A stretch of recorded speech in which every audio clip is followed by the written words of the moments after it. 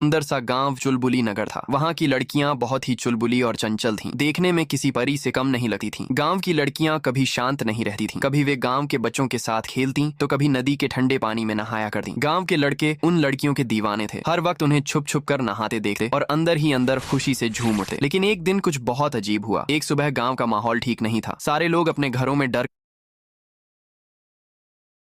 कर बैठे हुए थे। लेकिन तभी एक सुंदर सी लड़की घर से बाहर निकली। उसका नाम चुलबुली था। अरे यार, आज मौसम कितना अच्छा और प्यारा है। आज तो नदी में नहाने में मजा आएगा। चुलबुली पहले कुछ दोस्तों को बुलाने गई, लेकिन सबने आने से मना कर दिया। अरे बहन, आज मौसम बहुत खराब है, आज नहीं कल चलेंगे। चुलबुली उदास हो गई, लेकिन उसने अपना फैसला नहीं बदला और अकेली नदी चली आई। नदी के ठंडे पानी में वह घुस गई और बहुत मजे करने लगी। वाह यार, कितना अच्छा लग रहा है। लेकिन उसे क्या मालूम था कि कोई उस पर नजर रखे हुए था। चुलबुली नदी में मजे कर ही रही थी कि तभी एक अजीब सी चीज तैरते हुए उसके पास आई। चुलबुली पहले तो हैरान रह गई, लेकिन फिर वह उस बतख के साथ खेलने लगी। लेकिन उसे क्या पता था कि वह मौत के साथ खेल रही है। अगली सुबह चुलबुली गांव से गायब हो गई। उसके माता पिता उसे इधर उधर ढूंढ रहे थे, लेकिन उन्हें वह कहीं नहीं मिली। दोनों बहुत परेशान थे। लेकिन तभी एक आदमी भागता हुआ आया और उसने उन्हें कुछ ऐसा बताया जिससे उनके पैरों तले जमीन खिसक गई। कल सुबह जब मैं नदी के पास से जा रहा था, तभी मैंने जल पक्षी दानव को देखा। वह एक पेड़ के पीछे से सीधे चुलबुली को देख रहा था। मैं डर गया और वहां से भाग गया। उस चुलबुली के माता पिता के चेहरे सफेद पड़ गए।